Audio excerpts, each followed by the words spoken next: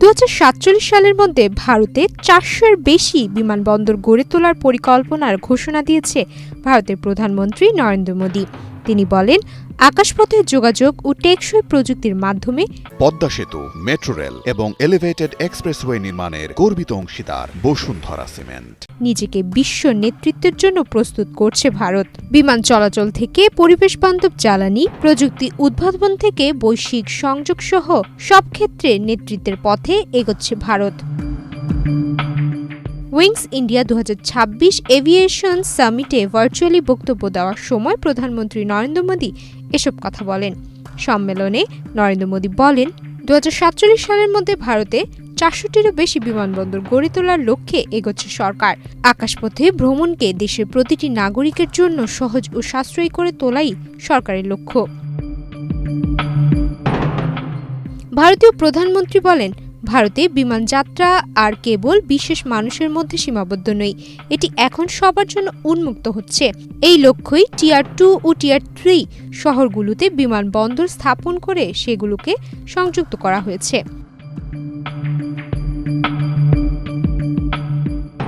তিনি জানান, 2014 সালে ভারতের বিমানবন্দরের সংখ্যা ছিল মাত্র 70টি, বর্তমানে তা বেড়ে 160টির বেশি হয়েছে।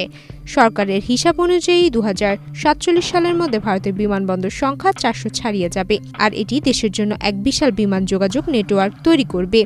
এছাড়া বিভিন্ন প্রকল্পের পরবর্তী ধাপেও কাজ চলছে, যা আঞ্চলিক ও স্বল্পমূল্যের বিমান সংযোগ আরও শক্তিশালী করবে। তিনি বলেন, দেশে 100টিরও বেশি এয়ারড্রোম সক্রিয় করা হয়েছে এবং সাধারণ মানুষের জন্য সাশ্রয়ী ভাড়ায় বিমান যাত্রার বিভিন্ন প্রকল্প চালু করা হয়েছে। বিজেপির প্রভাবশালী এই নেতা বলেন, ভারত ধীরে ধীরে গ্লোবাল সাউথকে বিশ্বের অন্য অংশের সঙ্গে যুক্ত করা একটি প্রধান এভিয়েশন হাবে পরিণত হচ্ছে। পাশাপাশি বিশ্বে পরিবেশ সুরক্ষার নেতৃত্ব দেওয়ার লক্ষ্যে টেকসই এভিয়েশন ফুয়েল উৎপাদনেও নিজেকে প্রস্তুত করছে ভারত।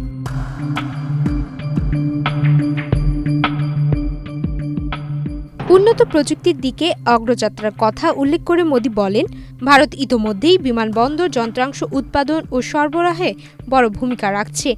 দেশেই সামরিক ও পরিবহন বিমান তৈরির কাজ শুরু হয়েছে। পাশাপাশি বেসামরিক বিমান উৎপাদনেও অগ্রগতি হচ্ছে। তিনি বলেন, বৈশ্বিক আকাশপথে ভারতের ভৌগোলিক অবস্থান, শক্তিশালী অভ্যন্তরীণ ফিডার নেটওয়ার্ক এবং ভবিষ্যতে দীর্ঘ পাল্লার বহর সম্প্রসারণ, এই সবকিছুই ভারতের বড় শক্তি। সুমাইয়া মিতু, বাংলাদেশ প্রতিদিন।